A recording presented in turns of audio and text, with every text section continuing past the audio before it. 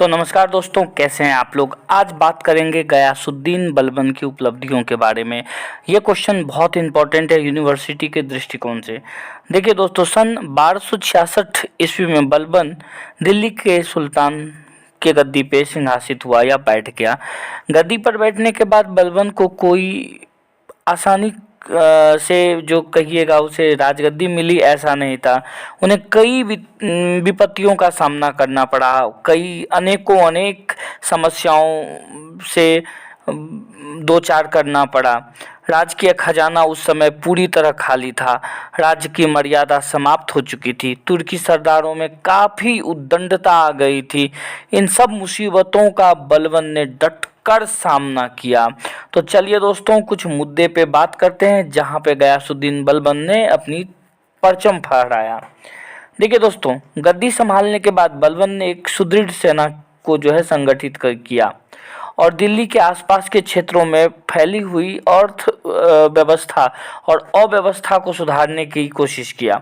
दोआब और अवध के विद्रोहियों का उसने स्वयं जाकर दमन किया। बलबन ने अपनी पूरी ताकत तुगरील को पछाड़ने में लगाई और उसने स्वयं बंगाल जाने का विचार किया। इस बार बलबन के साथ उसका पुत्र बुगड़ा खां भी बंगाल में लड़ने के लिए गया। जब तुगरील खां ने बलबन की ओर देखा तो उसकी हिम्मत परास्त हो गई और वह लखनौती को छोड़कर हाजीनगर के जंगलों में भाग गया। बलबन के समय मंगोल का भय बहुत अधिक बढ़ गया था। इन क्षेत्र में बलबन हमेशा असफल रहा। सन 1286 ईस्वी में बलबन ने लाहौर को जीता, परंतु वह आगे न बढ़ सका। रावी प्रदेश के आगे के भाग मंगोलों के ही नियंत्रण में रहते थे। चालीसियों के संहार का श्रेय यदि किसी को दिया जाए तो वो हमारे बलबन साहब थे। हमारे का तात्पर्य इस सवाल के हमारे बलबन की जासूस व्यवस्था बहुत तगड़ी थी। जासूस को बहुत अच्छा वेतन मिलता था। जासूस विभाग प्रांतपतियों के नियंत्रण से मुक्त था। अतः जासूस व्यवस्था की मदद से बलबन अपनी शक्ति को सुदृढ़ बनाने में सफल हुआ।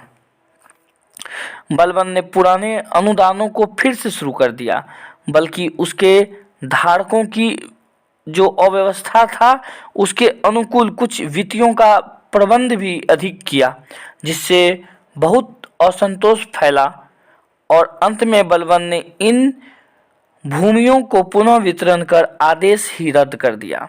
मतलब कहावत में है ना कि ये कपड़ा खरीदिए, 20 रुपया दाम है इसका, और उस 20 रुपये के कपड़े में मैंने 10 रुपये बढ़ा के फिर मैंने अनाउंस किया कि 10% मुफ्त लेके जाइए, यानी ओवरऑल फ़ायदा मेरा ही था।